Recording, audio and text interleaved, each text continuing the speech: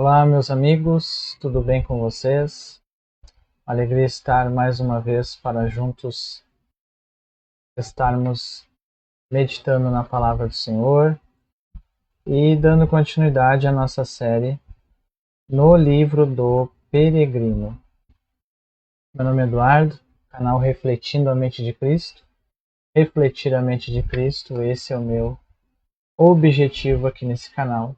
Peço que você, desde já, curta, compartilhe, comente e se inscreva no canal Refletindo a Mente de Cristo no YouTube, onde sempre eu coloco vídeos da Palavra de Deus, trazendo o Evangelho e uma mensagem que visa edificar a vossa fé. Você, meu amigo, minha amiga, irmão ou irmã que nunca esteve aqui no canal, eu peço que você, além de curtir, você se inscreva no canal apoiando esse projeto, pois dessa forma é um incentivo a mais para mim continuar trazendo então até você conteúdo bíblico para a sua edificação espiritual. Então nós estamos fazendo a nossa série no livro do Peregrino. Aqui nós temos na tela um dicionário e a Bíblia Almeida Corrigida Fiel, onde nós estaremos então tirando nossas dúvidas, se necessário, durante a leitura.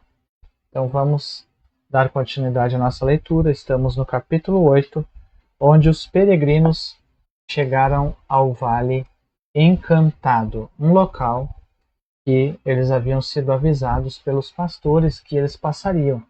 Seria um local que eles enfrentariam uma certa sonolência. E eles deveriam então estar vigilantes para passar por esse local.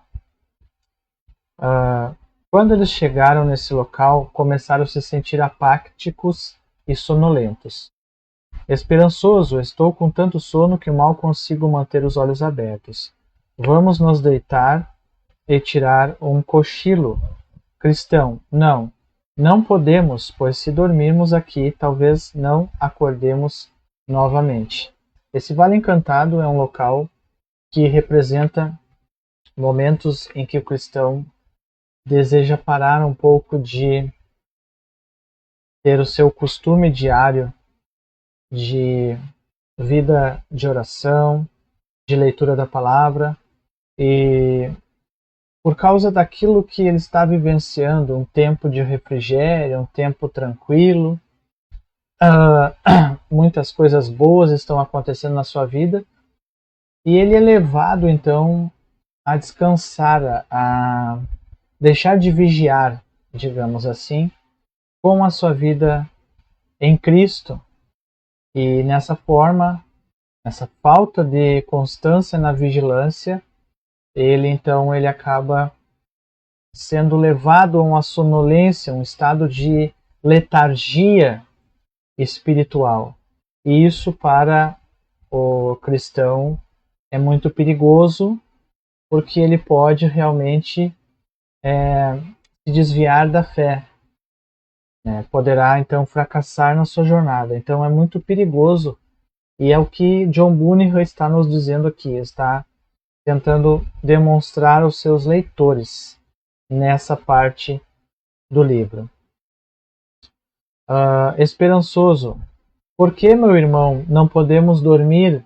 O sono é o deleite dos trabalhadores e nos revigoraremos se tirarmos um cochilo. Cristão, não se lembra de que um dos pastores nos alertou sobre estarmos atentos ao chegar à terra encantada? Ele quis dizer que deveríamos cuidar para não adormecermos. Portanto, não durmamos como os demais. Pelo contrário, vigiemos e sejamos sóbrios. Necessidade de constante vigilância.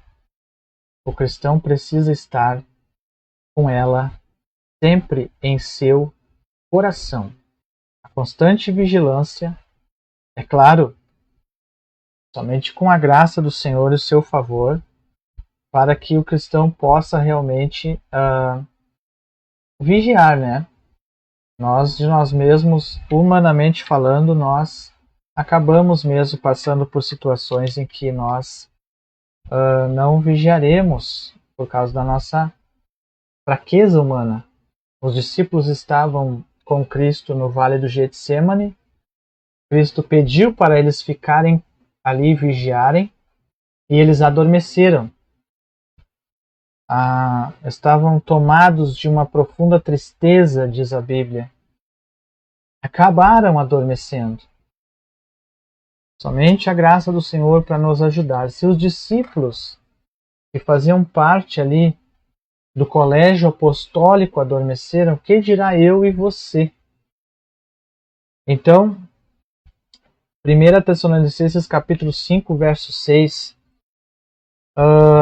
Não durmamos, pois, como os demais, mas vigiemos e sejamos sóbrios. Então, Esperançoso diz: reconheço minha fraqueza. Se estivesse sozinho, arriscaria minha vida se sucumbisse ao sono. Vejo que o sábio revelou a verdade. Melhor é serem dois do que um. Eclesiastes 4 e 9. Até esse momento, sua companhia foi a circunstância mais feliz para mim, e você terá uma boa recompensa do seu trabalho. Cristão, agora, para não adormecermos nesse lugar, tenhamos um bom debate. Então, agora eles vão conversar um pouco sobre a palavra de Deus para não adormecerem. Que lição nós tiramos para nós? O cristão ele precisa exercitar-se espiritualmente. E uma das formas que o cristão deve se exercitar espiritualmente é encontrando outro companheiro de fé e conversando sobre a palavra de Deus com esse companheiro, para que a fé dos dois seja mutuamente edificada. Então, conversar sobre a palavra de Deus é uma forma de também nós, além de edificarmos nossa fé, nos mantermos atentos, vigilantes, acordados para continuar a nossa jornada. Esperançoso, eu concordo de todo o coração. Cristão, por onde começamos? Esperançoso, iniciemos por onde Deus começou conosco. Você pode começar se quiser. Cristão, primeiro cantarei essa canção. Aproxime-se, santos adormecidos, ouçamos a conversa desses dois peregrinos, aprendamos com seus sábios conselhos, mantenham seus olhos abertos, bendita comunhão entre irmãos, que os mantém acordados apesar do inferno. A comunhão é um momento em que mutuamente, além de os cristãos estarem juntos, unidos em Cristo, se edificando mutuamente pela palavra, os hinos e adoração, eles também estão, então, através do Espírito Santo, sendo renovados, porque o Espírito Santo ele age em meio à comunhão da igreja. Cristão, eu vou fazer uma pergunta. Qual foi o motivo que o levou a pensar sobre o que está fazendo agora? Então o cristão pergunta para o esperançoso: o que levou você a se tornar um peregrino? O que levou você a se tornar um cristão? Vamos ver se o esperançoso sabe responder? E você? Você é cristão? O que levou você a se tornar um? Você sabe responder? Esperançoso, quer saber como comecei a me preocupar com minha alma? Sim, respondeu o cristão. Esperançoso, por um bom tempo desfrutei dos produtos vendidos na nossa feira. A feira, para quem não assistiu os capítulos anteriores, é a feira da vaidade. O mundo é uma feira da vaidade que, com todas as suas ofertas, mantém as almas presas ali, enganadas pelo príncipe, o adversário, sucumbidas diante desse mundo em trevas. Se Cristo não nos resgatar dessa feira, pelo Evangelho, pelo poder do Espírito nos elegendo, infelizmente acabaremos perecendo, iludidos com as coisas desse mundo, cegos, surdos à verdade da salvação em Cristo. Mas quando o Senhor, ele, através do seu poder, do seu Santo Espírito, a sua palavra, nos resgata, ele abre nossos olhos espirituais e nos leva à verdade, à salvação em Cristo Jesus, nos concedendo fé para crer e nos arrepender, entendendo que somos pecadores e reconhecendo que somente através de Cristo e da sua justiça somos reconciliados com Deus. E essa justiça, então, a justiça de Cristo, pela fé, ela é imputada a nós.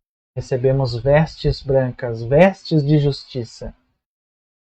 Saímos das trevas e vamos para a luz. Isso é uma obra do Senhor. Esperançoso estava lá.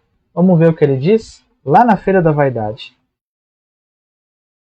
Eu estava lá desfrutando dos produtos vendidos pela feira. Coisas que agora creio que me destruiriam se continuasse a praticá-las. Olha só. Então, que coisas seriam essas que destruiriam o peregrino se ele continuasse a segui-las? 1 Timóteo capítulo 6 e verso de número 9, que nos diz o seguinte: os que querem ser ricos caem em tentação e em laço, em muitas concupiscências loucas e nocivas que submergem os homens à perdição e ruína. É isso que havia ali na feira.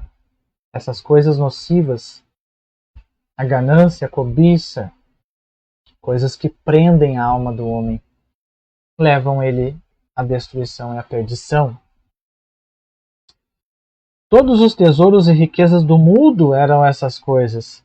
Também amava o deboche, festas, bebidas, juramentos, mentiras, imoralidade, transgressão da guarda do dia do Senhor e outras misérias que destroem a alma.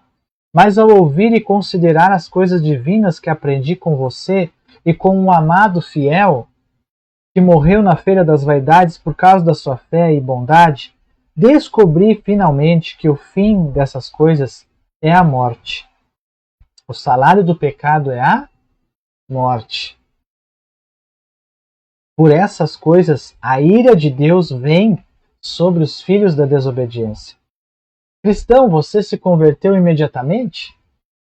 Esperançoso não.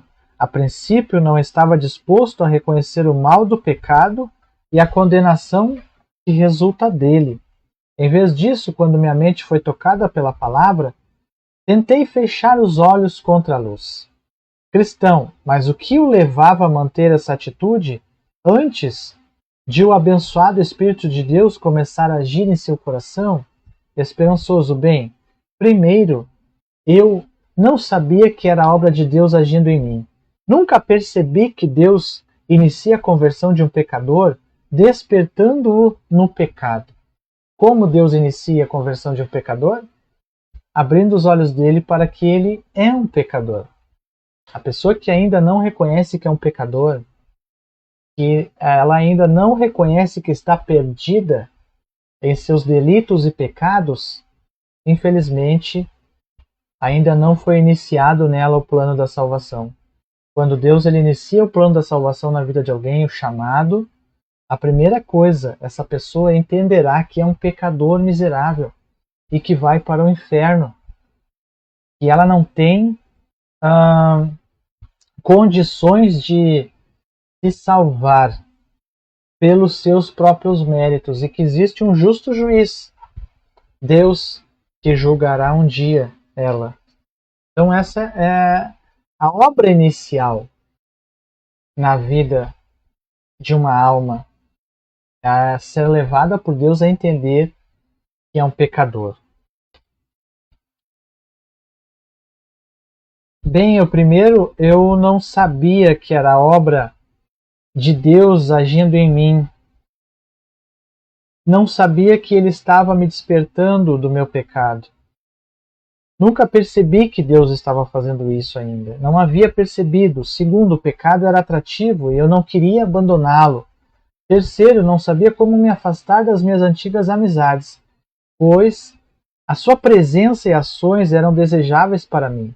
Por último, os momentos que estava sob a convicção do pecado eram tão incômodos e assustadores que nem mesmo podia suportar a lembrança deles.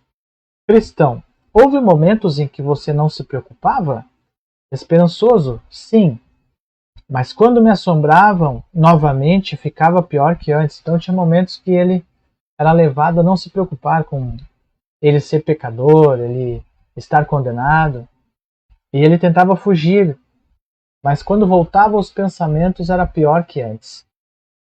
O peso da consciência. Esperançoso, o que trazia novamente você a seus pecados na sua mente? Esperançoso, muitas coisas como: se eu encontrasse um homem bom nas ruas, ou se ouvisse alguém ler a Bíblia, ou se minha cabeça doesse, ou se me falasse sobre a enfermidade de alguns vizinhos, ou se ouvisse um sino anunciando a morte de alguém, ou se pensasse na minha própria morte, ou se ouvisse que alguém tinha morrido repentinamente, mas especialmente quando pensava em mim mesmo e que logo deveria enfrentar o juízo. Não adianta as pessoas tentarem fugir dessas realidades. Em algum momento, elas vão pensar nisso, na morte, em um juízo final. Elas vão se sentir tocadas na sua consciência ao ouvir um versículo da Bíblia. Não adianta fugir disso. A sua consciência, ela lhe acusa. Ela, ainda que esteja corrompida pelo pecado, ela vai acusar. Ela vai mostrar a direção. Ainda que a pessoa negue, evite, em dado momento, a consciência falará. Isso é muito importante termos em mente, porque as pessoas no nosso tempo, elas negam isso. Elas negam a consciência que existe pecado e elas fogem para filosofias que faz elas pensarem em se sentirem bem e que em parte elas são boas e dignas de, quando partirem daqui, alcançarem uma recompensa boa por algum ato que elas praticam, que pareça ser justo, e enfim. Mas a realidade não é essa. A realidade bíblica, somos pecadores e a nossa consciência nos acusará perante Deus. Quando Deus nos despertar e nos desperta para a salvação, então Ele faz com que nós nos voltemos a Ele. Agora, quando isso não acontece, a pessoa permanece então com a sua mente fechada para a salvação em Cristo, porém, em dados momentos ela terá a sua consciência lhe acusando, a sua consciência mostrando situações que falarão sobre a eternidade, falarão sobre a pecaminosidade, falarão sobre o após a morte, o que será. A nossa consciência é nosso juiz, é nosso árbitro. Ela foi dada por Deus para isso mesmo. Cristão, você conseguia livrar-se facilmente da culpa do pecado quando qualquer desses itens vinham sobre você? Esperançoso, não conseguia, porque eles estavam ganhando grande controle sobre a minha consciência, e mesmo se pensasse sobre voltar para o pecado, embora minha mente se voltasse contra ele, me sentia duplamente atormentado. Cristão, e o que você fazia? Esperançoso, pensei que devia tentar mudar minha vida. Caso contrário, certamente pensei eu seria condenado. E o que você tentou mudar? Pergunta Cristão. Esperançoso, tentei não pecar, evitar companhias pecaminosas. Comecei a praticar deveres religiosos como orar, ler a Bíblia, lamentar pelos meus pecados, falar a verdade aos vizinhos e assim por diante. Fiz essas coisas entre muitas outras numerosas para contar. cristão, e isso o fez pensar que estava certo, esperançoso, por algum tempo. Mas, em seguida, os problemas caíram sobre mim novamente. E apesar de minhas mudanças, vinham de novo os problemas. Cristão, como isso aconteceu se você já era regenerado? Várias coisas, diz esperançoso, trouxeram à minha mente, especialmente frases como essa: toda a nossa justiça é trapo de imundícia. Pelas obras da lei nenhum homem será justificado. Quando fizerdes tudo o que vos foi mandado, dizeis, somos servos inúteis. E muitas outras como essas. A partir desse momento, comecei a argumentar comigo mesmo. Se toda a justiça minha é trapo de imundícia, se não há nada que o homem possa fazer para ser justificado cumprindo a lei, e se tudo o que fizermos torna-se inútil, ainda somos indignos, logo é tolice pensar que podemos alcançar o céu por meio da lei.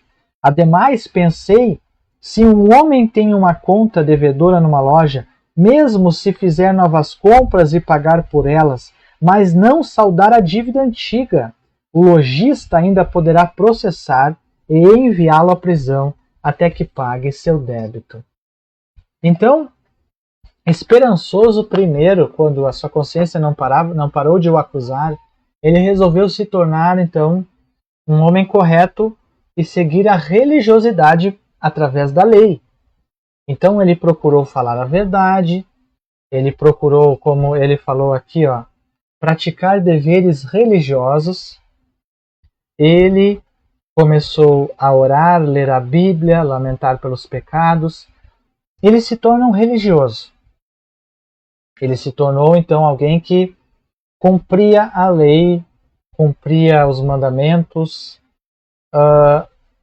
mas diante disso, ele ainda se via com a consciência pesada, porque ele via que aquela religiosidade dele não estava suprindo realmente o seu desejo de ter paz, tranquilidade, o seu desejo de encontrar realmente a salvação da sua alma. Então aqui nós vemos que John Bunyan está mostrando para nós que a religiosidade, procurar fazer as coisas certas, falar a verdade, frequentar a igreja, ler a Bíblia e orar, não basta para realmente a alma ser salva e a consciência ser aliviada do fardo do pecado, porque nossas obras de justiça são trapos de imundícia. Por elas não podemos alcançar algum mérito perante Deus. Então veja, isso é muito importante no Evangelho. O Evangelho condena essas coisas e Cristo deixou essa condenação explícita em Mateus capítulo de número 23, se não me falha a memória, quando ele fala sobre a religiosidade dos escribas e fariseus. Isso mesmo, Mateus 23. Isso aqui é uma religiosidade que eles tinham, que buscavam uma aceitação e uma justiça própria perante os homens, que deveriam vê-los como santos, e perante Deus, que deveria reconhecer que eles eram separados e santos e também abençoá-los por isso. Esse é um grande engano. Nenhum tipo de religiosidade e bondade própria nossa pode nos fazer melhores que os demais homens e pode nos fazer aceitos perante Deus. Cristão, como você então aplicou esse princípio em sua vida? Esperançoso, eu pensei que tenho uma grande dívida devido aos meus pecados registrados no livro de Deus. Que princípio é? O princípio que ele está falando sobre a religiosidade não ser suficiente para a salvação e para que a consciência seja aliviada de seus pecados.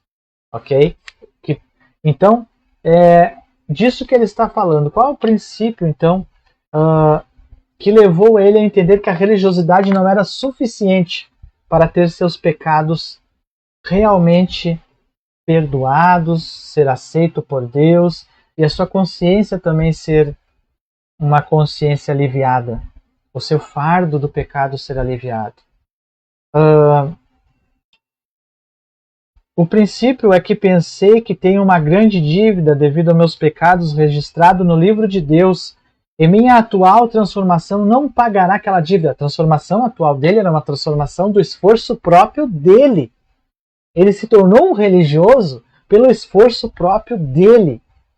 Era a força dele, o braço dele, as condições dele nessa religiosidade que ele estava desenvolvendo. E ele se deu de conta que isso não estava funcionando. Que interessante o que o John Bunyan nos mostra aqui. Tenho uma grande dívida devido aos meus pecados registrados no livro de Deus, e minha atual transformação não pagará aquela dívida. Portanto, poderia continuar com minhas mudanças atuais, mas como seria liberto da condenação pelas antigas transgressões? Cristão, muito boa aplicação. Mas, por favor, continue. Esperançoso, outro ponto que me tem atormentado, mesmo com as recentes mudanças na minha vida, é que ao observar cuidadosamente as boas ações que faço agora, ainda vejo pecado, novo pecado, misturando-se com o melhor daquilo que faço. Olha só. Então, mesmo ele fazendo o melhor, por trás vem o pecado. Então, as nossas melhores ações, elas trazem consigo o quê? Por trás, o pecado. Interessante meditarmos sobre isso. Olha o que Paulo ele fala em Romanos capítulo 7 e verso 21. Que nos diz o seguinte: acho então essa lei em mim, que quando quero fazer o bem, o mal está comigo. Olha que interessante isso. Para aquela pessoa que acredita que é boa, você não é bom. Quando se dirige ao Senhor Jesus, o jovem rico: bom mestre, que farei para herdar a vida eterna? Jesus olha para ele e diz: por que você me chama bom? Só há um que é bom e é Deus. O que Jesus está dizendo? Não há homem bom, meu filho. E se você está me chamando de bom, você reconhece que eu sou Deus. Ok? Continue esperançoso com essa sua aplicação. Outro ponto que me tem atormentado, mesmo com as minhas recentes mudanças, é que observar cuidadosamente as boas ações que faço, vejo o pecado misturando-se com o melhor daquilo que faço. Logo sou forçado a concluir que mesmo a minha antiga vida, se tivesse sido irrepreensível, ainda cometo pecado suficiente em apenas uma atitude para enviar-me ao inferno. E foi o que nós vimos aqui, olha só. Capítulo 7 de Romanos, verso 21. Cristão, e o que você fez? Esperançoso, eu não sabia o que fazer, até compartilhar meus pensamentos com Fiel, meu amigo. Ele me disse que ao menos que obtivesse a justiça do homem, que nunca pecou, nem minha própria justiça e nem toda a justiça do mundo me poderia salvar. Então, olha só. Sabe o que você precisa, disse Fiel para Esperançoso? A justiça de um homem que nunca pecou. Existe esse homem? Cristo é esse homem. Ele nunca pecou. Ele cumpriu toda a lei perfeitamente. O próprio Deus, encarnado, perfeitamente cumpriu a lei. Foi o sacrifício aceitável perante o Pai. A justiça de Cristo, somente a dele, foi perfeita. Cristão, e você acreditou no que ele disse? Esperançoso, se isso me fosse dito quando eu estava satisfeito com minhas mudanças, talvez o chamasse de tolo. Mas quando percebi minha fragilidade e o pecado que se misturava às minhas melhores ações, fui forçado a aceitar sua opinião. Então, no melhor momento de religiosidade, Esperançoso não aceitaria ouvir sobre a justiça de Cristo. Agora, no momento que ele se encontrava quebrantado, vendo que aquela religiosidade não funcionava, continuava a pesar a consciência, ele aceitou o conselho. Olha, eu vou acreditar no que esse homem está falando de mim, para mim, sobre Cristo, sobre a sua justiça, sobre o Evangelho. Cristão, e quando ele falou sobre o homem que devia encontrar, você pensou que seria possível encontrar um homem do qual se poderia com certeza dizer: ele jamais cometeu nenhum pecado? Esperançoso, confesso que a princípio as palavras pareceram-me estranhas, mas depois que conversamos e passei mais tempo em sua companhia, fiquei totalmente convencido disso.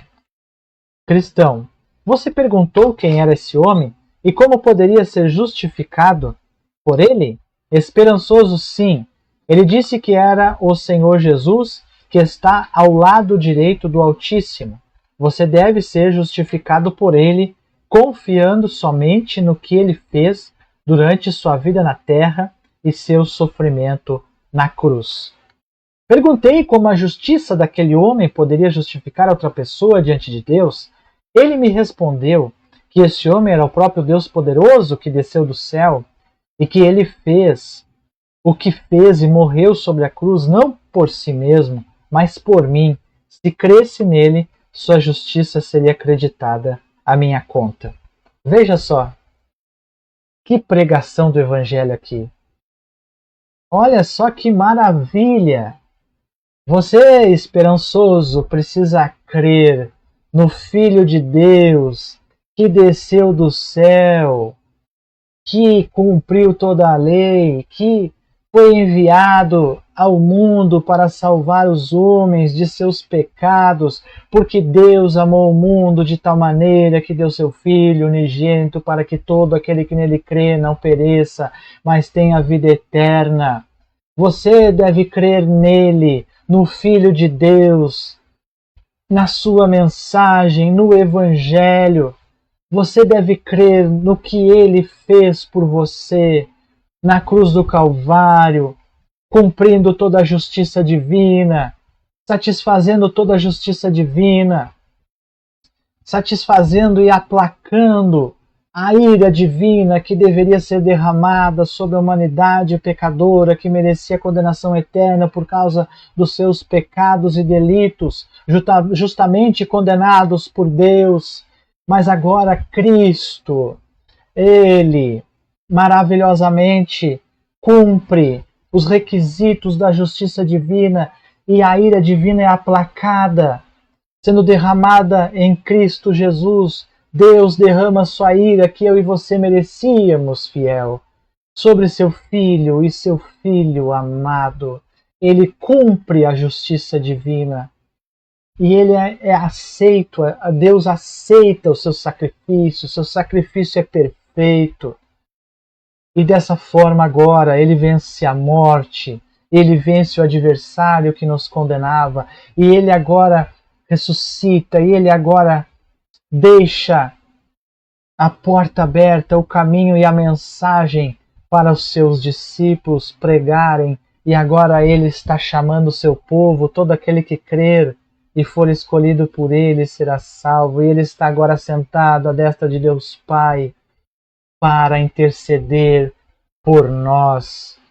E ele lhe concederá a paz de consciência, fiel, que a religiosidade não pode te dar, que o cumprimento de mandamentos de homens não pode te dar, que você, pela sua força e mérito, não pode encontrar em você mesmo e em ninguém aqui na terra. Cristo lhe concederá essa paz. Cristo lhe concederá a satisfação para a sua alma nele. E você não deverá crer na sua força, no seu mérito e na sua justiça própria de você como homem. caído e pecador, mas você deve crer na justiça de Cristo e pela fé no que Cristo fez por você. Ele reconciliará você com o Pai e o Pai olhará para você por Cristo. Cristo vestirá você com as vestes de justiça dele e você será regenerado, uma nova criatura, um filho de Deus. É nisso que você deve crer, fiel. É nisso que eu devo crer, Eduardo. É nisso que você deve crer, meu amigo, minha amiga que me ouve. Isso é o Evangelho. Isso é o poder de Deus. Isso é a mensagem que liberta o homem do peso do pecado, da morte e do inferno. Reconheça que você é um pecador miserável e por sua força e religiosidade e méritos não pode chegar-se a Deus e ser aceito por Ele, mas que isso levará você somente à condenação e à morte eterna. Reconheça que somente pela fé em Cristo você será reconciliado com Deus, você será salvo, você será eleito, você será uma nova criatura somente pela fé no Filho de Deus.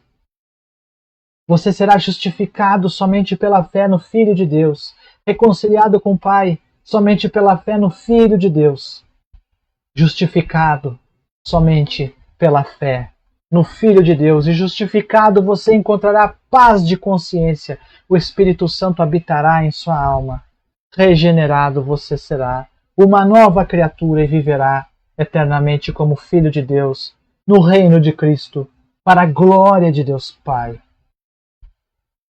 E o que você fez, cristão, pergunta a fiel, diante dessa mensagem? Esperançoso, eu demonstrei as minhas dúvidas, pois não pensava que o Senhor tivesse disposto a me salvar. Esperançoso, ele me disse para ir a Cristo. Respondi que seria muita presunção da minha parte. Ele garantiu, porém, que o convite era estendido a mim. Então me deu o livro de Jesus, sua palavra oficial para me encorajar a vir gratuitamente a ele.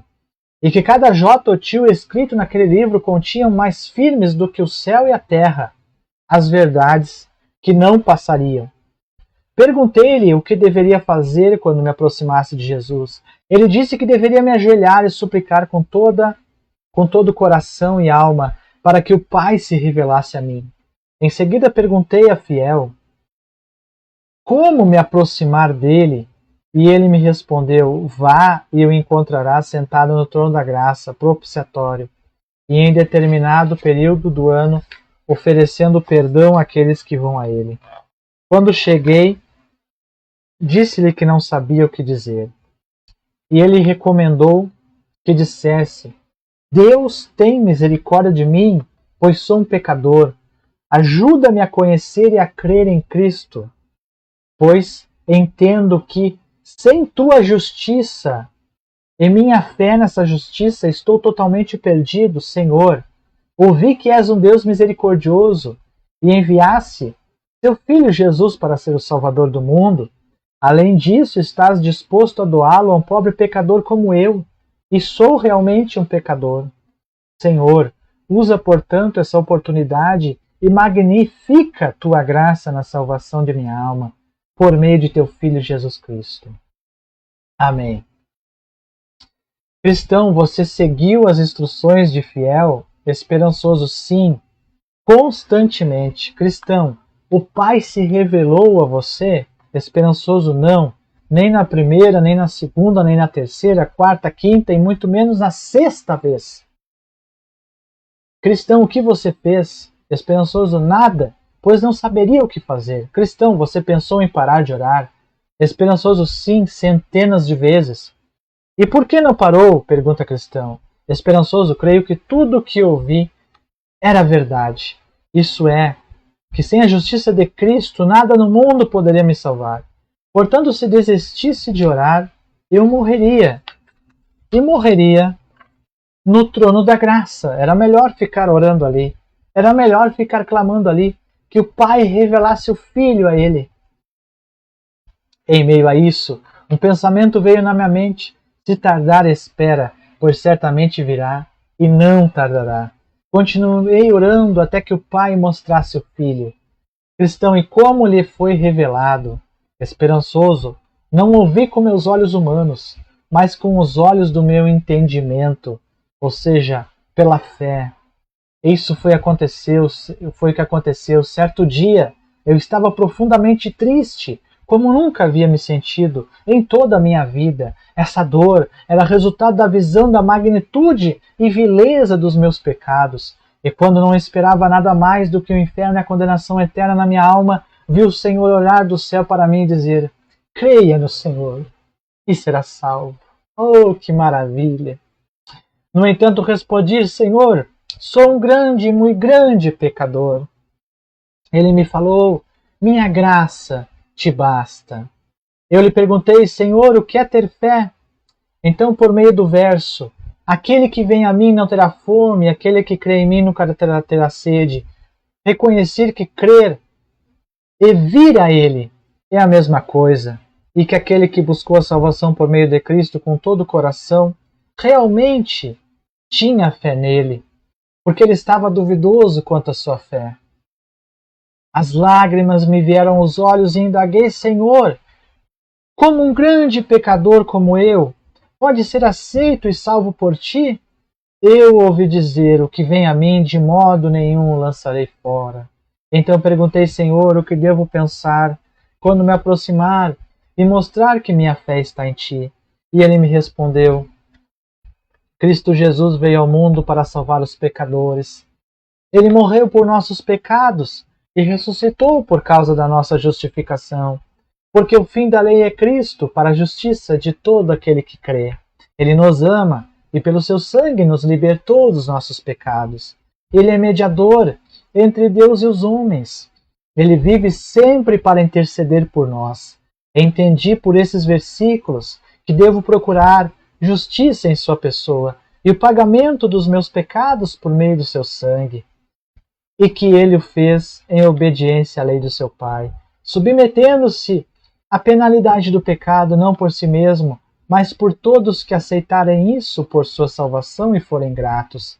Agora minha alma está cheia de alegria, meus olhos cheios de emoção e meu coração transbordando pelo amor pelo nome, pelo povo e pela maneira de Jesus Cristo agir. Cristão, esse fato foi uma revelação de Cristo em sua alma. Conte-me que efeito isso produziu em seu espírito. Esperançoso. Isso me fez ver que todo mundo, a despeito de qualquer bem que possa conter, está em estado de condenação. Contudo, percebi que Deus o Pai, que é justo, pode justificar o pecador que vem a ele. Senti grande vergonha da vileza da minha antiga vida e continuei e fiquei consternado com a consciência de minha própria ignorância. Até então, nada havia me mostrado tão claramente a beleza de Jesus Cristo. Essa descoberta me fez amar uma vida santa e desejar coisas que honrem e glorifiquem o nome do Senhor Jesus. Sim, se tivesse milhares de litros de sangue em meu corpo, eu teria derramado completamente em honra a Jesus.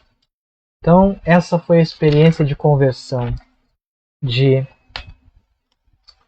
esperançoso. Conversão genuína no Evangelho acontece assim. Não pelos méritos do homem, não pela força do braço humano, mas pela fé em Cristo Jesus. Uma conversão genuína é o homem reconhecendo seus pecados, reconhecendo que pela sua religiosidade, pela sua força própria, por ele ir na igreja, ler a Bíblia e orar, nada disso, e por ele ser muito bom também não, nada disso pode salvar sua alma. Mas ele reconhecer que é um pecador miserável e que somente através de Cristo ele será salvo. Através da fé em Cristo. Então um homem ouve o Evangelho. Ele recebe fé do Senhor para crer no Evangelho. Ele recebe do Senhor entendimento para reconhecer quão pecador ele é e que nada nele pode fazer com que ele vença essa vida de pecado. nada, e a sua justiça é como trapo de imundícia. E ele é levado a olhar para Cristo pela fé. Cristo, o seu sacrifício, Cristo e sua obra, Cristo o Evangelho. Cristo pode justificá-lo, perdoá-lo dos seus pecados e reconciliá-lo com Deus. Então ele vai a Cristo arrependido, pedindo perdão pelos seus pecados. E até terá, como nós lemos, nesse tempo, nesse período de busca, momentos de dúvida, momentos que parece que nada vai acontecer em resposta a essa busca, mas isso é o trabalhar de Deus, e Deus vai trabalhar, e Deus vai trabalhar, e ele receberá assim a certeza de que foi perdoado, reconciliado com o Pai, recebeu veste de justiça e agora é um filho de Deus. Isso tudo é uma obra que inclui regeneração, justificação e agora uma vida separada de filho de Deus em santificação. E ele viverá agora para a glória de Deus por amor a Cristo, pensando: se Cristo fez o que fez por mim, sofreu o que sofreu por mim, reconciliando-me com Deus por amor, eu não era merecedor. O que não farei eu agora por amor a Cristo? E viverá com prazer servindo a Cristo, não sob um jugo, sob o jugo da lei, sob o temor da lei, sob o temor e uma religiosidade seca e aparente, mas viverá um cristianismo em essência, com prazer e alegria de uma vida em Cristo Jesus, de um filho de Deus. Continuará a batalha contra o velho homem até o último dia, conforme nós lemos em Romanos capítulo 7, em Gálatas, se não me falha a memória, capítulo 5, as obras da carne e fruto do Espírito. Continuaremos nessa batalha até o último dia. O velho homem e o novo homem criado em Cristo. Pecaremos, falharemos, porque ainda estamos nesse corpo, mas agora como novas criaturas. O Senhor nos dará graça para perseverarmos até o fim. Que maravilha é o Evangelho! Que você peça a Deus para que Deus ilumine o seu entendimento e você possa, pela graça em Cristo Jesus, desejar ardentemente, arduamente, aprender, crescer e ser guiado nessa nova vida em Cristo Jesus. E você que me ouviu e ainda não desfruta dessa vida em Cristo, não tem certeza dela, peça a Deus graça e certeza. Peça, busque. Conforme nós lemos, o Senhor não negará aquele que busca essa bênção. E o principal é isso, a certeza e a salvação da nossa alma. Então esse foi mais um capítulo do livro do Peregrino, a série do Peregrino. Eu peço que você curta, então compartilhe, comente e se inscreva no nosso canal no YouTube, Refletindo a Mente de Cristo. Até o nosso próximo vídeo, se Deus assim nos permitir. E um abraço. Fiquem todos na paz do Senhor. Tchau.